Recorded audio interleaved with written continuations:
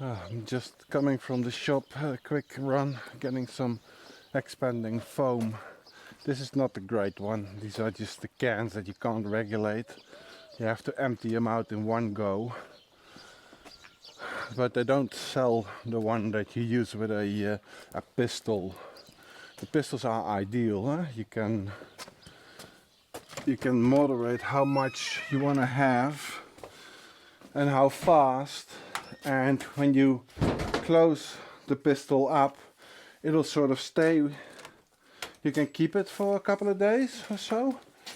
But anyway, you can disconnect the canister, clean out your pistol with the special cleaning agent, and then use it again. So you don't have to empty out one of these cans all in once. But unfortunately, they don't sell them everywhere, the cans that you can use with a pistol. Anyway,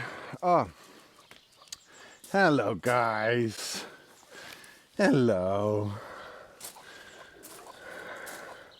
Always happy to see me, and I'm always happy to see them. Yeah, last episode I didn't do much talking. That was because I had problems with the audio. So you've seen a whole lot of action, but not a whole lot of talking. And some people would prefer that, but some people don't. And I personally also prefer to explain what I'm doing, because then people can either learn from it or comment or tell me that I should do it in another way, or yeah. Anyway, what I'm going to do now is I'm going to work on this part of the wall here, which is the lintel and the area above it. I'm going to close up the area above it.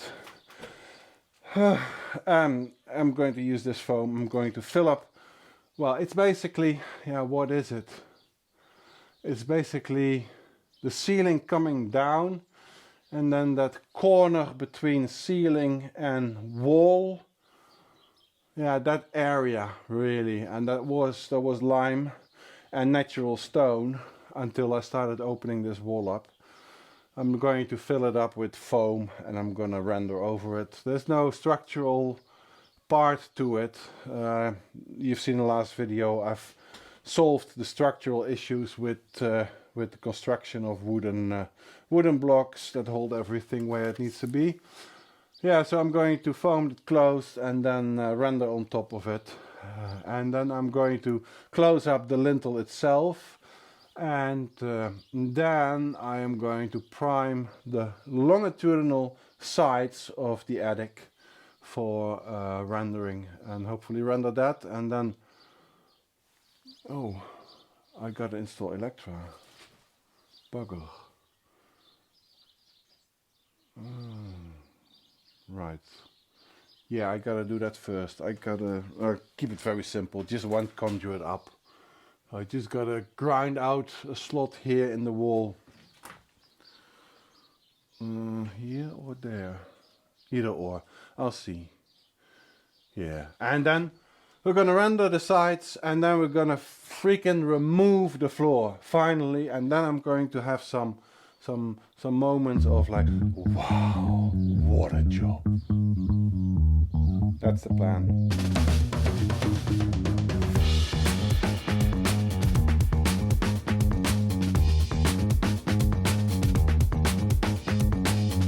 One can.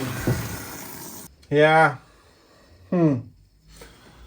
Yeah, you never know how much it's gonna expand, right?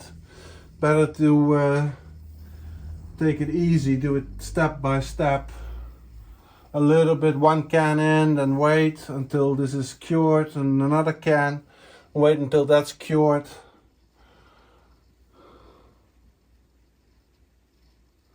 Yeah, because it's also no use if I squirt in too much now and then it expands and then it turns out being really too much and I have to cut it back. It's also a waste. It's strange stuff. Really strange stuff.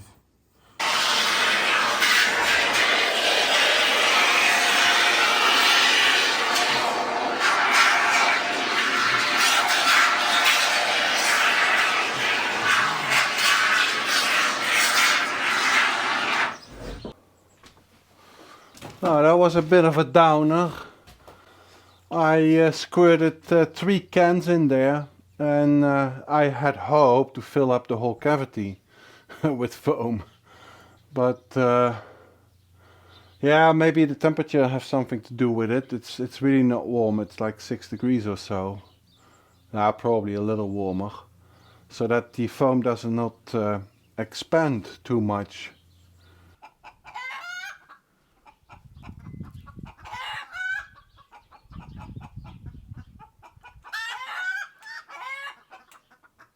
So what I should do now is close up this lintel.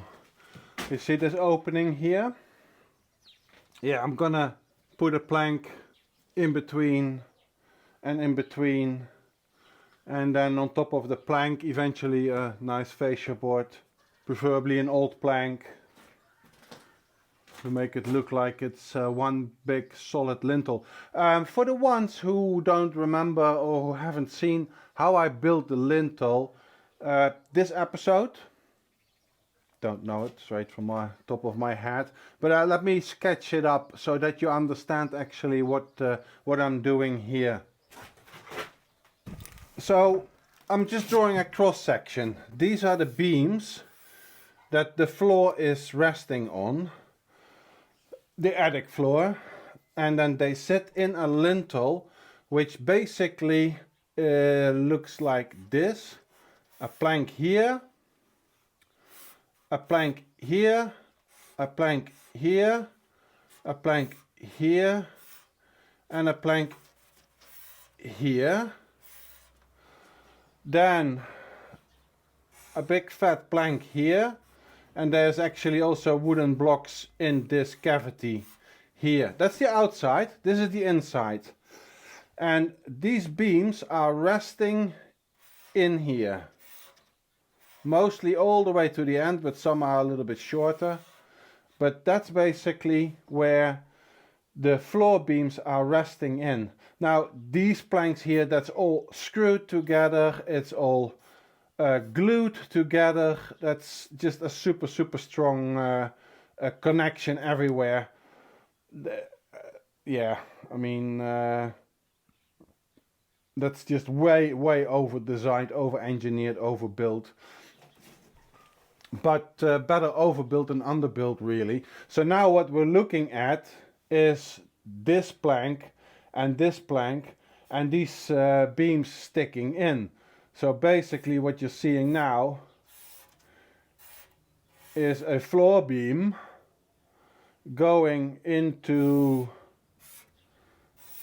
a plank like that, basically.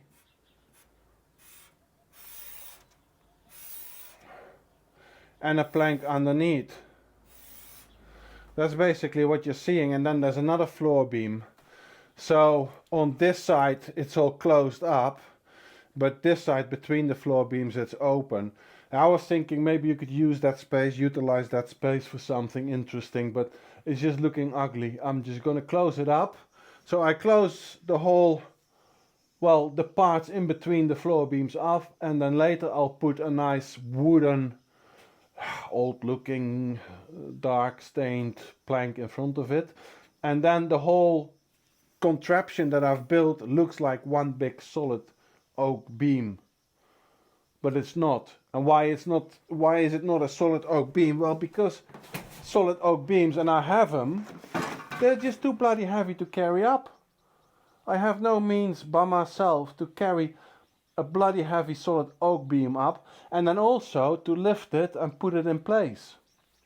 It's just impossible and really dangerous as well. What I've done now, I've constructed sort of an IPN from wood, and it's really strong. I guarantee you it's really strong. It was just piece by piece, and I put it together, and it's light and great.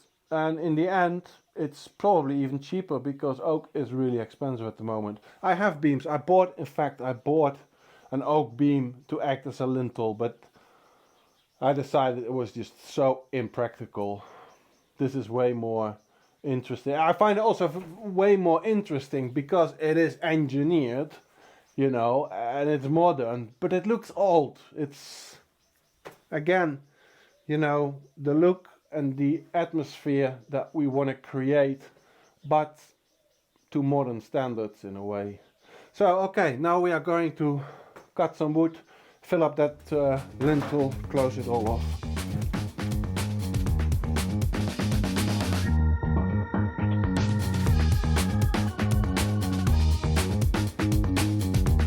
Now as you can see, those floor beams, roof beams, ceiling beams, whatever you call them, they are not really straight.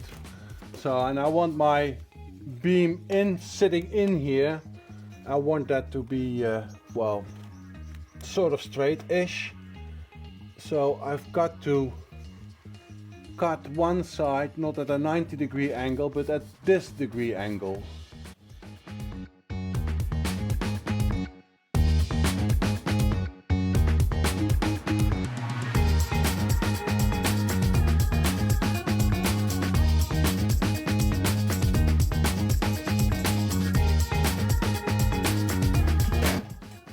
Okay, well, we want it to fit snug. We don't want it to be too snug and dislodging things.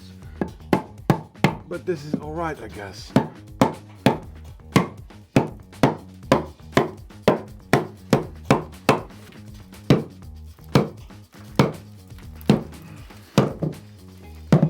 Okay, great. Now 2 more to go. Oh. Jesus Christ. I got literally this expanding PU foam everywhere. It's just, sometimes I'm just so clumsy, huh? I'm really a clumsy Pete. You know Clumsy Pete, right? Never heard of Clumsy Pete? Oh. There once was a guy named Clumsy Pete, tripped over shoes and fell on the street. But that wasn't the worst, oh no indeed. He got trapped in his undies, a clumsy misdeed. Oh, Clumsy Pete, what a sight to see, stuck in his skivvies for eternity. He wiggled and wriggled, but he couldn't get free. Poor Clumsy Pete died of starvation, you see. Neighbors passed by, gave a puzzled stare as Pete struggled in his tidy whities unaware. He cried out for help, but it was all in vain. Trapped in his underwear, a comic strain. Days turned to weeks, Pete's fate was sealed in his tight briefs. His doom was revealed. No snacks to munch, no water to drink. Just a man in his undies on the brink. Look what I got. These are lanterns that I bought about a year ago, I guess, on a brocante market. And they're very, very special because they are like square. I have never ever seen them like this. They are so incredibly cool, and I got them for an absolute steal. I think I paid no more than 40 euros for the two. It's real copper with glass. It's just, yeah, just that really made my my week. Yeah, and I'm going to install them here on the roof terrace.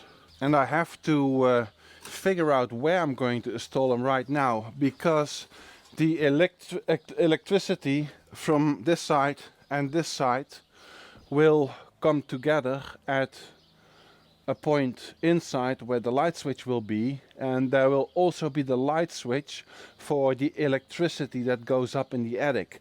So if we want to install lights in the attic, that on-off switch will be sitting right next to this one on-off switch, and both lights will be fed through the same cable. So I gotta drill holes in here. I gotta first determine where they will sit exactly, then drill holes through the wall so that on the other side I can see where I gotta cut the channel for the conduit. Yeah, so this I'm not gonna install them right now, because I might actually give this another coating of rendering. It's a little bit too rustic to my liking. Yeah, but that I'll do later, because I want to do first the windows, the window frame, and then another layer of render will sit on top, and it will overlap the paint on the frame. So but anyway, I gotta think a little bit ahead, plan a little bit, and I gotta determine where these guys are gonna sit.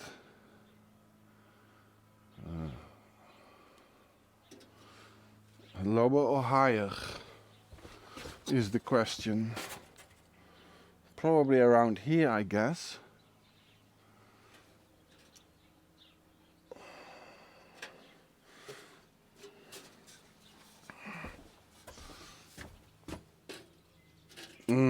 I need to get my tape measure. And I will also get my laser. Yeah, because they gotta sit on the same level, right? Left and right.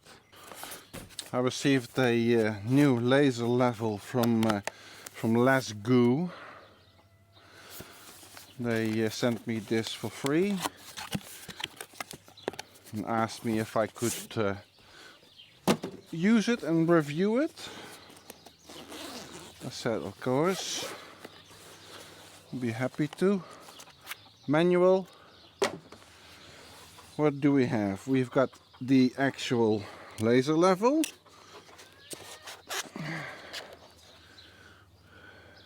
Yep. Three sides. That's good. And then what is really good about this laser level, and I'm giving you honest information, right? I mean, I'm not here to fool you. I mean, these things are not that oh yeah, I am. You can buy me, definitely, but not for this amount of money. Yeah, the great thing about this laser level is that it's got these external batteries, rechargeable batteries, and it's got 2 of them, and a charging cable, and then it's got the bracket and the plate where it'll be easier to see the line, and that's all great. But really, the great thing about this laser level is that it's got these rechargeable batteries. And you recharge them in the laser level, but also they have a... Do they? Yeah, they have a USB-C type port, so you can directly charge them outside of the laser level. Yeah, it's just good stuff for not much money. And you turn it on by just unlocking the pendulum, and now it's on. And then I'll put it on a tripod, and I think it will realign itself or align itself within an error of 7 degrees. So if I don't put it up straight, but in an error of 7 degrees, it will align itself automatically. But if the error is larger than 7 degrees, you see, then it starts flickering like that. So you know you got to correct it. And now it is either perfectly level or within that 7 degrees. I believe it was 7, could be 6 or 5. Doesn't really matter. But see, this is what I need. And then with the buttons here, you decide what laser you need. All 3 of them, or less than 3. Is it this button? Yeah, it's this button. Yeah, now I got only horizontal. Oh, and I got on the side. Now I got on the side, and now I got only the horizontal one, and that's what I'm gonna use. There's this bracket. There was a good bracket, I think.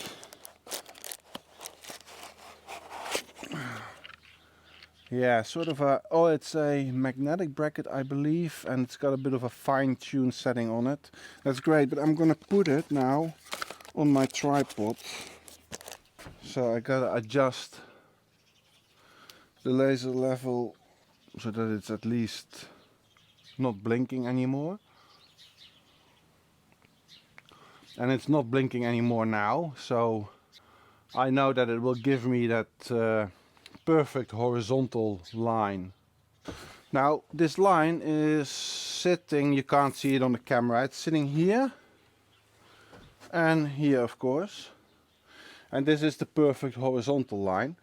This is too low for the lights, but it doesn't really matter because I can just measure the distance from the line. If I want to have the lights here, then I measure the distance from here, this point, and the line at this moment it's 34.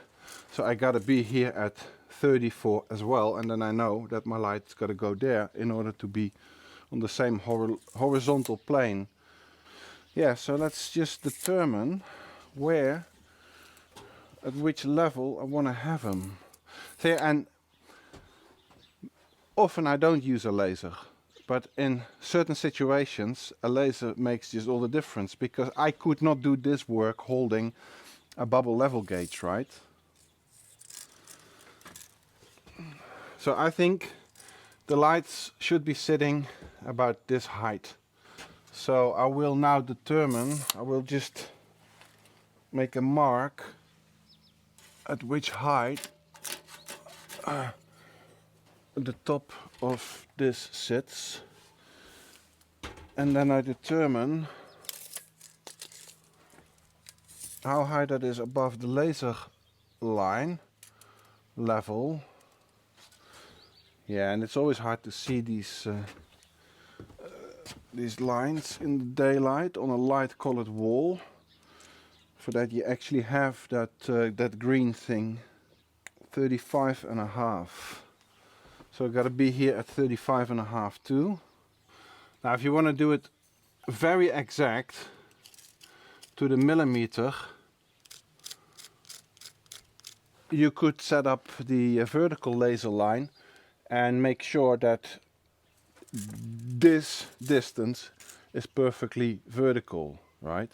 I just eyeball it. I'm pretty good at eyeballing things, but and it does not really come to the millimeter here. Nothing is straight. This, you know, eyeballing is often the better solution for that kind of stuff in this house. Okay, cool. So on this side it should be sitting at that level, the top of the lantern. And then the distance from the wall, where do we want it? And that is 26. 26. Okay. All right. Now I just mark right in the middle. Yeah, and then I want to have my hole for the conduit here. So that is 17 down from the middle, from the center. Now with drilling holes in walls like this, I try to drill upwards. This is a bit exaggerated, but if you drill horizontal or down, water, rainwater coming down the wall might migrate in. Not very likely, but if I can, I will try to drill a little bit upwards, because the water will never go up, right?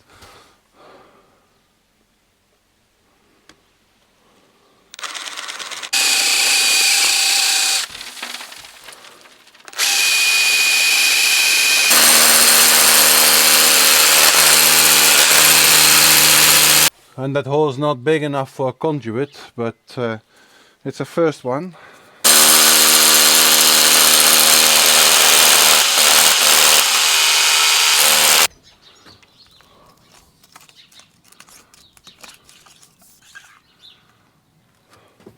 Okay, cool.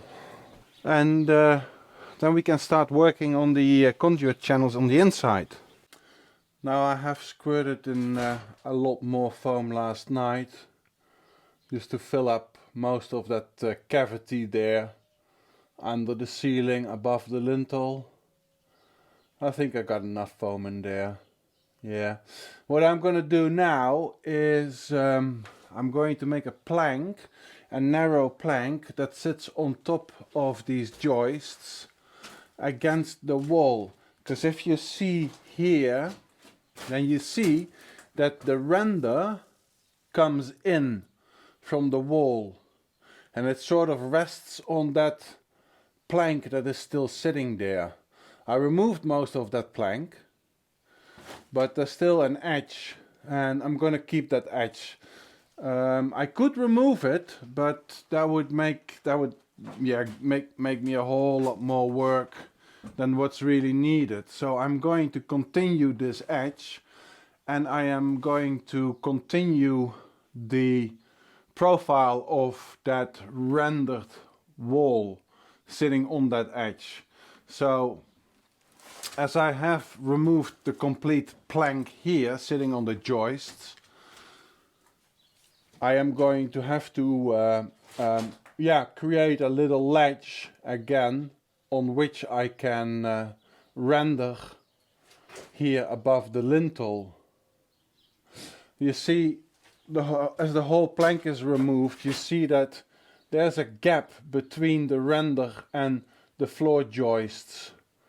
Yeah, I'm going to stick a plank in between, because eventually over time render will start falling down, because it's just not supported, it's just stuck together, and that's what's holding it in place. Yeah, so let's just cut a plank to size and stick it in before we do anything else. Oh, clumsy Pete, what a sight to see, stuck in his skivvies for eternity. He wiggled and wiggled, but he couldn't get free. Poor clumsy Pete died of starvation, you see. So let this be a lesson to all who roam. Check your drawers before you leave home, for clumsy Pete, bless his soul, trapped in his undies, paid the ultimate toll. Oh, clumsy Pete, that's his soul, trapped in his undies, paid the ultimate toll.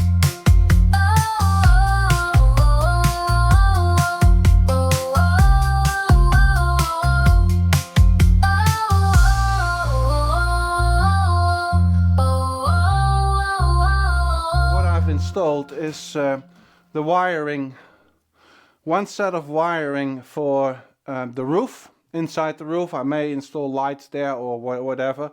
Anyway, I want to have electricity power going up into the roof of the house, and then a second set of wiring, and that's going to power up this outside light, and then it runs over the lintel to this conduit here that's going to power the other outside light. So I got two sets of wires here that are going to be on switches, two different light switches, and then power feed that's going down and all around. But I needed to have this installed because I wanted to have the conduit upstairs going where that foamy area is that I'm going to fill up now with mortar, so that it's out of sight. That's why I need it to be done now. It's a nasty job. I really don't enjoy pulling wires. Really don't enjoy it.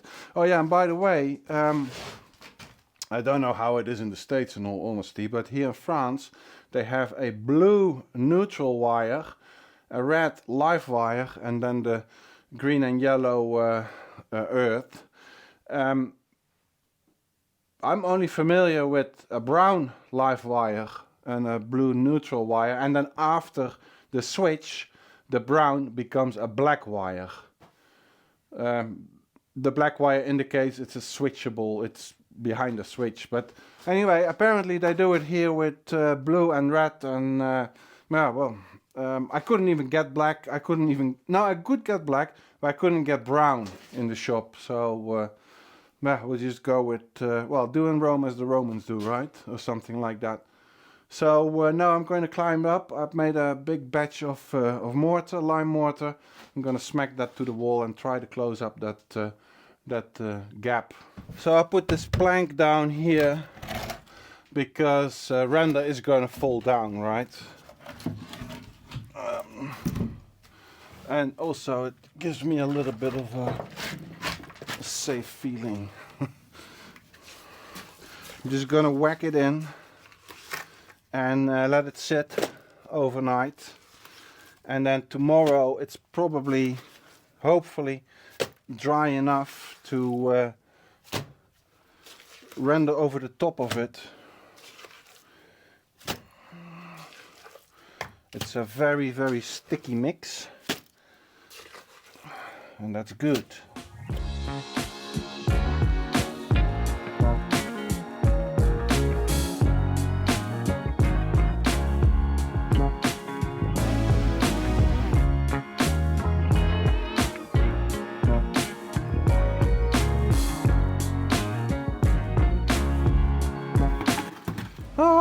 Next bucket. There's a few buckets going in here. See, and this is why I wanted to have this filled with foam, because it's just weight, right? And it's not doing anything, it's not contributing to anything. It's just weight. Let's get another bucket.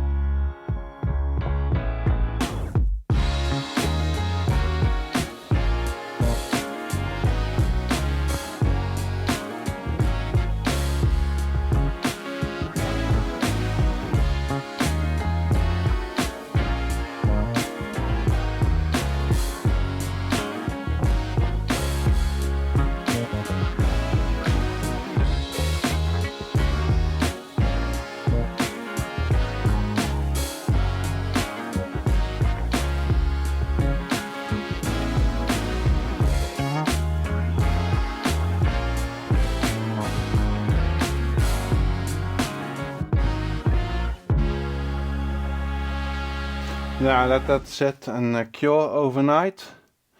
Well, it's not going to be fully cured overnight, but it will become firm, and then we can continue on this tomorrow. Temperature inside the house is 7, temperature outside is 13. That's going to drop tonight, but even if it comes below 7.9, it doesn't really matter, because the house will keep its temperature overnight. And that's what we need, because the mortar needs at least 5 degrees centigrade to cure. But it will cure. It will cure overnight. I mean, yeah, what else can you do, right? So, and if it is sufficiently cured, I will probably be able tomorrow to finish those longitudinal sides with rendering, and then hopefully the day after removing the planks, the floor planks. That would be great. So this is it for now. Hey, the guys below, thank you very much. You're my heroes, you know that. And for the other people, consider once in a while giving me a coffee if you think I'm worth it, you know. Don't make me have to start that OnlyFans channel. Wouldn't do the world any good. Thank you very much for watching. Thank you very much for subscribing, for liking, for commenting, and I hope to see you in the next vlog within a few days. And then yeah, hopefully I got something exciting to show you with that, you know, ceiling gone. It'll be cool. Bye now.